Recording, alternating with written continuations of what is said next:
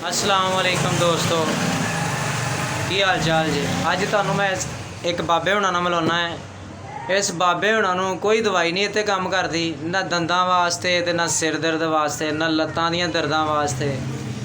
ये बाबे हुणे बहुत दूरों आए ने। इंशाअल्लाह इन्हां दा असीं इलाज करांगे, लेकिन तुहानू अपनी ज़बानों दसदे ने कि असीं बड़ा इलाज करा चुके हैं। दंदां दे बारे भी दसणगे, दर्दां दे बारे भी दसणगे, इंटरव्यू पूरा देणगे।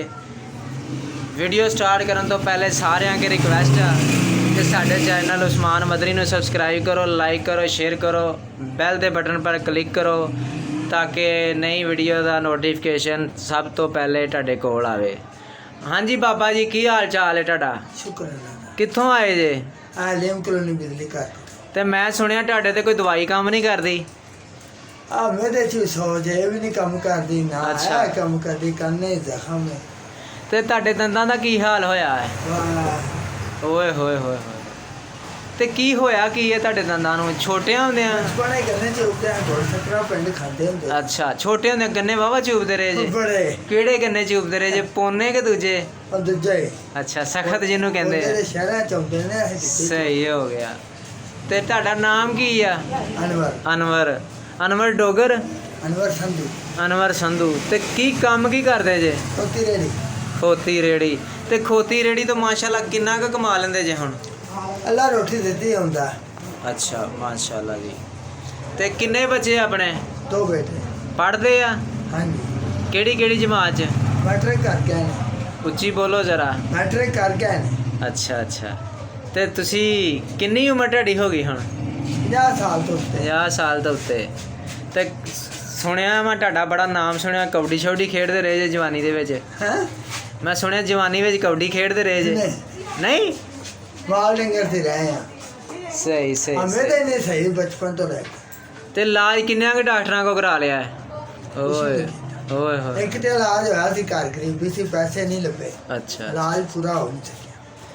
ਤੁਹਾਡੀ ਆ ਜਿਹੜਾ इंटरव्यू इमरान खान ਦੇ ਘਰ पहुंचना है। अच्छा ਹਾਂਜੀ अगर एक और मैं अर्ज करा मंडी बारे वो भी अब इमरान खान तक पहुंचे। ਹਾਂ ਹਾਂ ਕਿਉਂ हाँ? ਨਹੀਂ। एक मंडी बारे पूछो जरा। ਮੰਡੀ ਦੇ ਬਾਰੇ हाँ ਕੀ ਪੁੱਛੀਏ? ਮੰਡੀ ਦੇ ਬਾਰੇ। मैं वज़ीर आला पंजाब के नहायत अदब से गुजारिश करता हूं। ਉੱਚੀ ਥੋੜਾ ਜਿਹਾ ਬੋਲੋ, ਕਿਉਂ ਉਹਨਾਂ ਦੇ। मैं नहायत अदब और एहतराम से वज़ीर आला पंजाब से गुजारिश करता हूँ कि एक दफ़ा सब्जी मंडी का दौरा करके देख ले कि मंडी का हाल क्या है। बारिश सही। तो बारिश रह गई, आज भी जाकर देखो कैसे गटर खुले हुए हैं। कई दफ़ा गाड़ियाँ गिर पड़ती हैं उसमें। अच्छा गटर इतने इतने चौड़े अच्छा।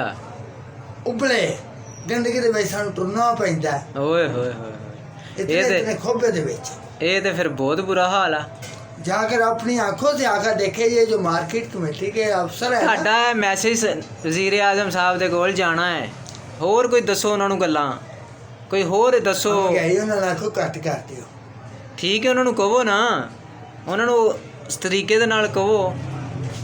ਤਰੀਕਾ ਕਿਹੜਾ ਇਹਨਾਂ ਦਾ ਦੱਸੀਏ? ਸਾਰੇ ਤਰੀਕਿਆਂ ਨੇ ਜਿਹੜੇ ਇਹਨਾਂ ਦੇ ਵਜ਼ੀਰ ਨੇ, ਕੋਈ ਜ਼ਿਮੀਂਦਾਰ ਵੀ ਨੇ। ਹਾਂ ਹਾਂ ਹਾਂਜੀ ਹੁਣ ਕਹਿਣਗੇ ਪੂਰੇ ਪਾਕਿਸਤਾਨ ਵਿੱਚ ਇਤਨੀ ਕੁ ਪੈਦਾ ਹੋਈ ਹੈ ਜਿੰਨਾ ਕੋ ਹਿਸਾਬ ਹੀ ਨਹੀਂ। ਓਏ ਹੋਏ। ਉਹ ਫਿਰ ਬਹਿਰਾਨ ਹੈ ਇਹਨਾਂ ਤੋਂ ਕਿਉਂ ਨਹੀਂ ਸਮੇਟਿਆ ਜਾਂਦਾ। ਤੇ ਤੁਸੀਂ ਕੀ ਆਟਾ ਮੁੱਲ ਲਿਆਉਂਦੇ ਜੇ ਕਿ ਕਣਕ ਤੁਹਾਡੀ ਆਪਣੀ?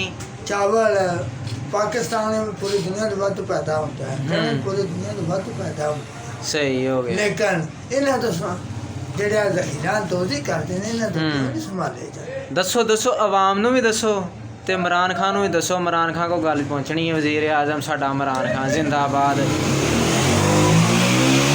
ਉਹ ਇੱਕ ਨਵਾਜ਼ ਸ਼ਰੀਫ ਵੀ ਜ਼ਿੰਦਾਬਾਦ, ਇੱਕ ਵਾਕਿਆ ਸਾਰੇ ਵਜ਼ੀਰ ਆਜ਼ਮ ਜ਼ਿੰਦਾਬਾਦ ਆ।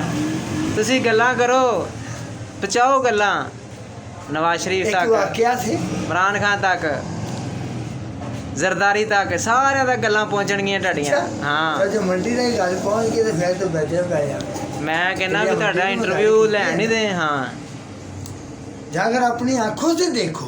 अच्छा। वजीर आते हैं मार्केट कमेटी के दफ्तर के आगे प्रेस कॉन्फ्रेंस करके चले जाते हैं, आगे को नहीं जाता। सही हो गया। कोई बड़ा छाट है पानी खड़ा हुआ है। मैंने मार्केट के दफ्तर से शिकायत की बड़े अफसर से, ना सर वो 37 नंबर से बैक साइड से पानी खड़ा है, उसमें करंट है, उसका बंदोबस्त करो। मेरे वर्गा दा जानवर इतने मार के मैं होर लैन नहीं चुका। सही कह रहे जी। आंदा जी असा वासा ने फोन किया, वो आन के कढ़ देने पानी, एक अपनी निगरानी सफाई कराओ।